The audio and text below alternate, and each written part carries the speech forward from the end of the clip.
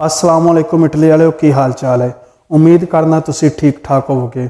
मेरा अज बैलेंस खत्म हो गया सी मोबाइल चो ते तबाकी बंद हो गई है तो मैं हुण तबाकी दी मशीन तो बैलेंस करन लगा तो फिर ख्याल आया मैं क्या कुछ मेरे भैन भरा नवे आए ने इटली च, इन्हां विचारिਆਂ ਨੂੰ नहीं करना आंदा, चलो इन्हां ਨੂੰ भी नाल विखा दीए तो आ जाओ फिर वेखिए किस तरह मोबाइल दे विच बैलेंस हुंदा है।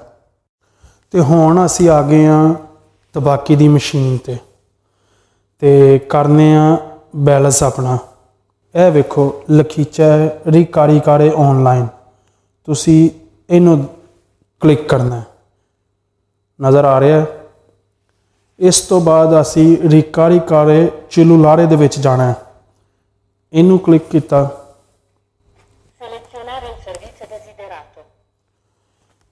इत्थों तुसी अपनी सिलेक्ट करनी है जिहड़ी तुहाडी सिम है, जिस तरह लाइका है, वोडाफोन है, टीम है, विंड है, सही है जी। जिहड़ी तुहाडी सिम है, मेरी वोडाफोन है, मैं इनू क्लिक करांगा। इत्थों मैं नंबर कट देंगा, पहले अपना नंबर वेख लेना कि नंबर तुहाडा सही है, उस तो बाद तुसां कंफर्म करना है।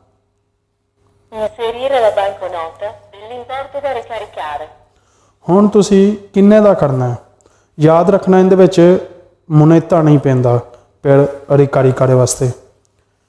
5 दा पेगा, 10 दा पेगा, 20 दा पेगा, 50 दा पेगा। हुण तुसी किन्ने दा रिकारी करे करना है, तुसी उस नूं क्लिक करना। मैं 20 दा करना चाहना, मैं 20 नूं क्लिक करना।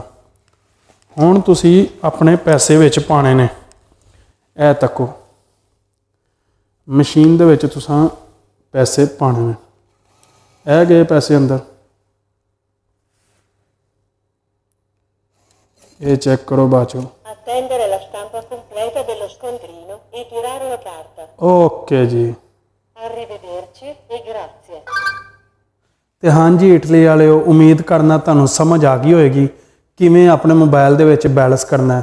ते जे तुहानूं वीडियो चंगी लगी है तो लाइक कर दिओ, शेयर कर दिओ ते कमेंट्स करके अपना रद्दे अमल ज़रूर देवो और दूसरे अपने वीरां भरावां नूं भी सेंड करो यह वीडियो ताकि उन्हां दी भी मदद हो सके।